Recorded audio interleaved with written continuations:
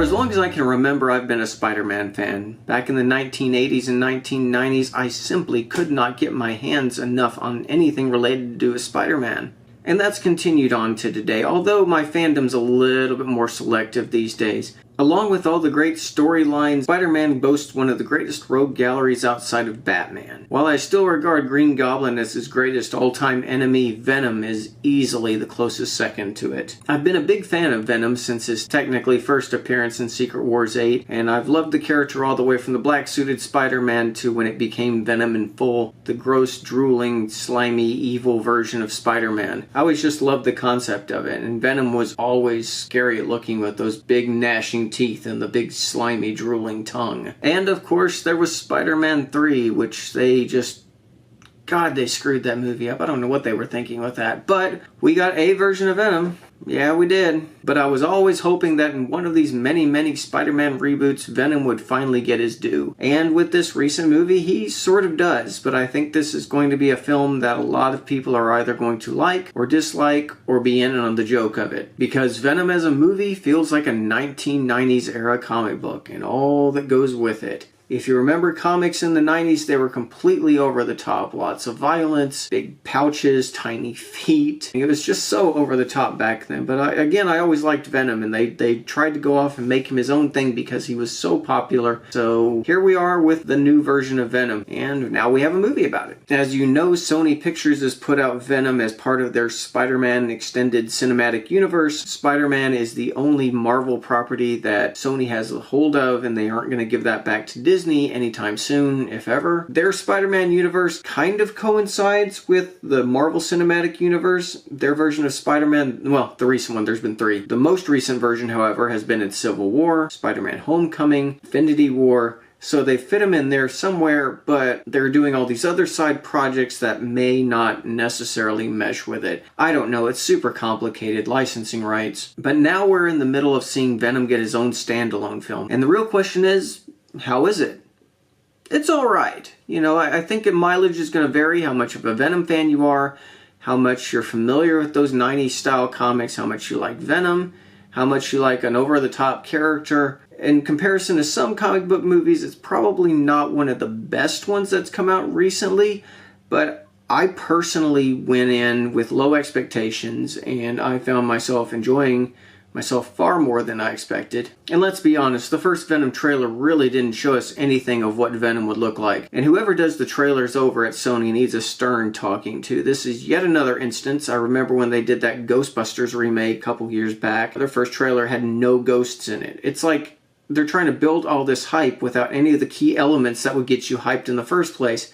I don't understand their marketing strategy, but they keep trying to push it as such, and it sucks. Like a bird in the wind.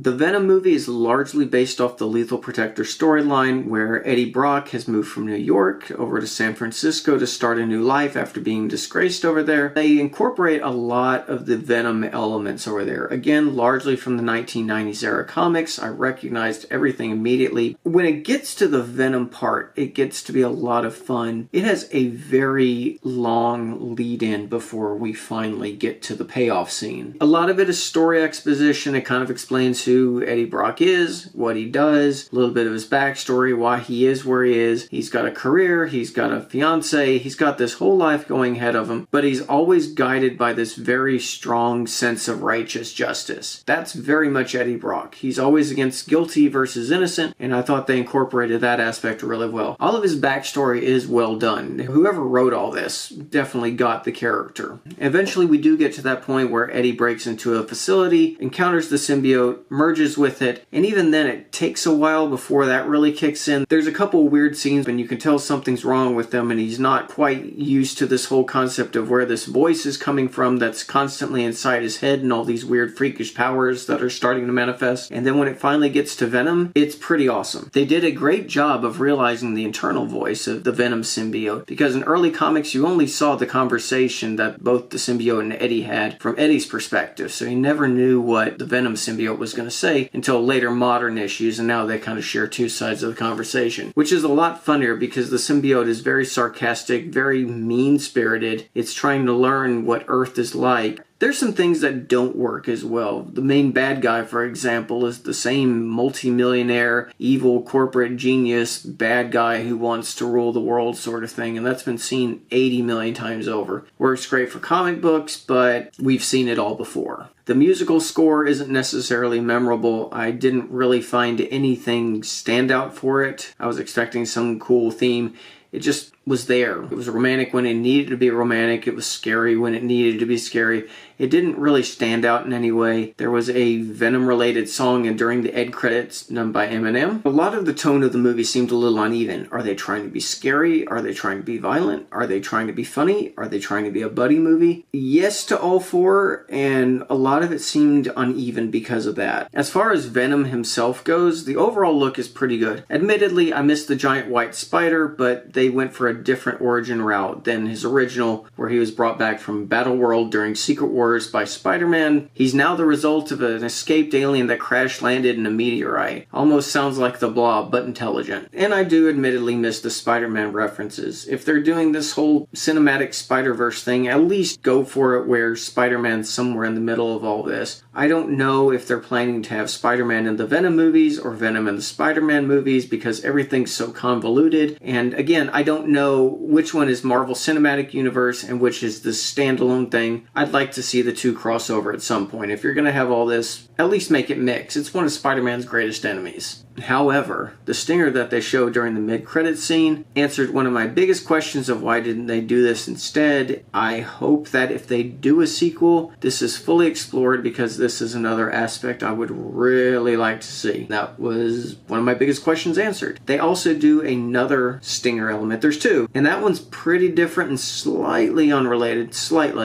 but it's fun. Also, be prepared to sit through one of the longest credit sequences I've seen in a long time. I was sitting in the theater and I was like, my God, how long is this credit scene go on? It's so freaking long. The critical response to Venom has been pretty low, and yet the fan response to it's been very good. I think this is something that caters definitely to the fan base. I do think maybe in a couple years this will achieve some sort of weird cult status as its own thing. And there were some things I thought they did very well. The characterization and backstory of Venom, they clearly paid attention to, and I was pleased with that. I was a little bummed out that the main villain was so generic. A lot of it seemed a little by the numbers, and it took too long, in my opinion, to get started. It's not that the expository dumps weren't useful, but if you weren't a longtime fan of Venom, then maybe they wouldn't be as important to you when you're just waiting to see the big black goo monster rip people apart. Special effects were pretty good. There were a couple areas that I thought were a little rough. Overall, it didn't really diminish my enjoyment of the film. I just wish they had played up more of the relationship between Venom and Eddie, because a lot of that worked so well and was truly the highlight of the film. But now that we're done with the origin story, hopefully, if they do a sequel, if this thing makes enough money, because you know it has to make like $80 billion before they'll actually consider a sequel, if they go the story route that they hinted at in terms of the stinger, I think it will be a much stronger movie the next time. As far as Tom Hardy goes for playing both Eddie and Venom, he does a good job here. He does pick some of the weirdest accents I've ever heard. I will never get his Bane accent out of my head. It would be extremely painful. That is one of the strangest character choices to this day. For you. But I think his Venom voice is great. I think Eddie's voice is a little whiny, but it works. I didn't have an issue with it.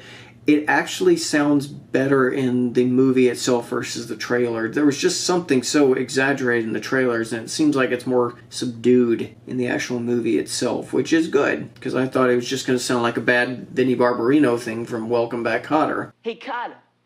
Up your nose with rubber hose.